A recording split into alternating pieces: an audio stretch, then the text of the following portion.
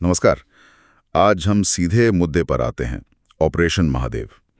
ये भारतीय सेना का एक अहम बड़ा ऑपरेशन है कश्मीर के अनंतनाग जिले में, और खबरें बता रही हैं कि अभी तेजी से चल रहा है। जी बिल्कुल, इस पर सबकी नजरें हैं अभी। हाँ, और ये सब जैसा सुनने में आ रहा है पहलगाम में जो कुछ दिन पहले हमला हुआ था उसके बाद शुरू हुआ है। हाँ बिल्कुल। सुरक्षा बलों को कुछ खबर मिली, इंटेलिजेंस इनपुट, कि हमले के पीछे जो आतंकी थे वो शायद पास में ही लिंडवास का जो घना जंगली इलाका है जी वहां छुपे हो सकते हैं। इलाका तो खैर काफी मुश्किल है, सुनने में आया है, पहाड़ी, जंगली। हाँ, वो टेरेन बहुत चैलेंजिंग होता है ऐसे ऑपरेशंस के लिए। तो आज देखते हैं कि इसमें अब तक क्या हुआ है, क्या प्रगति है, क्यों ये इतना खास है, और जो भी जानकारी आ रही है उसका मतलब क्या है। सबसे पहली बात, जो बड़ी खबर है, सेना को एक अहम शुरुआती कामयाबी मिली है। हाँ, ये बहुत पॉजिटिव शुरुआत है। बिल्कुल, खबर पक्की है कि अब तक 3 आतंकी मारे जा चुके हैं। हाँ। और बात यहीं खत्म नहीं होती है।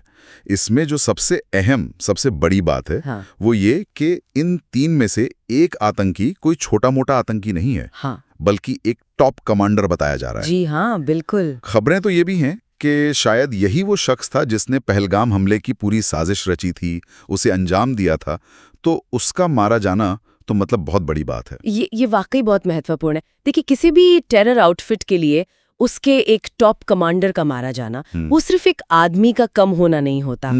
ये असल में उनके पूरे ऑपरेशनल स्ट्रक्चर पर, उनकी प्लानिंग कैपेबिलिटी पर, उनके जो कैडर है उनके मनोबल पर एक सीधा असर डालता है। सही। और खासकर जब वो कमांडर हाल के किसी बड़े अटैक का मास्टरमाइंड रहा हो, तो संगठन में एक वैक्यूम, एक खालीपन सा आ जाता है जिसे भरना फिर उनके लिए मुश्किल होता है। हाँ, समझ गया। और ये ऑपरेशन अभी रुका नहीं है ना? जरूर। खबरें तो यही हैं कि अभी भी शायद नहीं बिल्कुल जाली है। हाँ, कि जंगल के उस हिस्से में अभी भी 1 या शायद 2 आतंकी और हो सकते हैं।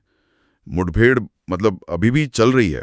जी। सेना ने पूरे इलाके को घेरा हुआ है और सर्च ऑपरेशन जारी है। हाँ, और ऐसे घने जंगली इलाकों में ऑपरेशन चलाना, जैसा आपने कहा, ये अपने आप में एक बहुत बड़ी चुनौती है।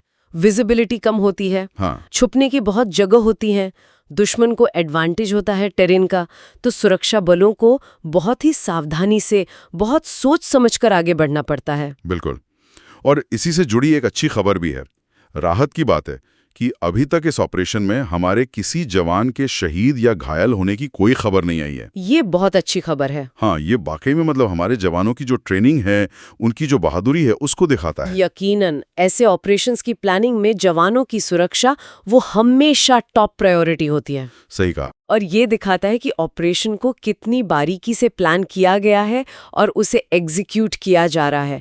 दुश्मन को खत्म करना तो लक्ष्य है ही, लेकिन अपने नुकसान को कम से कम रखना वो भी उतना ही बड़ा लक्ष्य होता है। बिल्कुल। अच्छा, अब आते हैं उस जानकारी पर जिसने शायद सबको थोड़ा चौंका दिया है। जहां ये आतंकी छुपे थे, उनका जो ठिकाना था, वहां से भारी मात्रा में हथियार और विस्फोटक बरामद हुए हैं। जी हाँ, ये बहुत अहम डेवलपमेंट है। सिर्फ राइफलें, गोलियां ही नहीं, बल्कि शायद आईईडी बनाने का सामान या दूसरे खतरनाक विस्फोटक भी। तस्वीरें भी कुछ आई हैं जिनमें काफी असलहा दिख रहा है। देखिए, ये जो पहलू है, ये इस ऑपरेशन के महत्व को कई गुना बढ़ा देता है। इससे ये साफ पता चलता है कि ये आतंकी सिर्फ पहलगाम हमले तक ही रुकने वाले नहीं थे। उनके इरादे, उनकी क्षमता वो और बड़े और खतरनाक हमले करने की थी। आगे भी कुछ प्लान था उनका। बिल्कुल। शायद वो किसी और बड़े हमले की तैयारी में थे या उसके लिए सामान जुटा रहे थे। तो ये जो बरामदगी हुई है, इसका मतलब है कि सेना ने न सिर्फ पहलगाम का एक तरह से बदला लिया, बल्कि भविष्य में होने वाली एक या शायद कई बड़ी त्रासदियों को भी टाल दिया है। सही कहा आपने।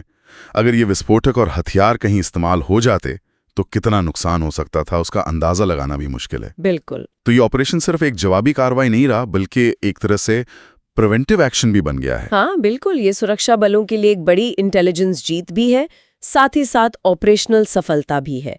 ये दिखाता है कि वो न सिर्फ आतंकियों को ट्रैक करने में सक्षम है, बल्कि उनके जो फ्यूचर प्लान्स हैं उनको भी नाकाम करने की काबिलियत रखते हैं। तो अगर हम संक्षेप में देखें अब तक की स्थिति, ऑपरेशन महादेव जारी है जी। 3 आतंकी ढेर हो चुके हैं, जिनमें पहलगाम हमले का कथित मास्टरमाइंड भी शामिल है। हाँ। सबसे अहम बात, उनके ठिकाने से भारी मात्रा में विस्फोटक और हथियार मिले हैं, जिससे भविष्य के बड़े खतरे टले हैं। और हमारे जवान सुरक्षित हैं।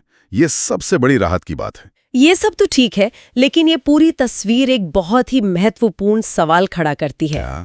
कि आखिर इन आतंकियों के पास इतनी बड़ी मात्रा में इतने आधुनिक हथियार और ये विस्फोटक पहुंचे कैसे? हाँ, ये तो सोचने वाली बात है। कौन इन्हें सप्लाई कर रहा था? इनका सपोर्ट नेटवर्क कितना मजबूत है, कहां तक फैला हुआ है? ये सवाल अब सुरक्षा एजेंसियों के लिए अगली और शायद बहुत बड़ी चुनौती है। इसकी जड़ तक पहुंचना अब बेहद जरूरी होगा।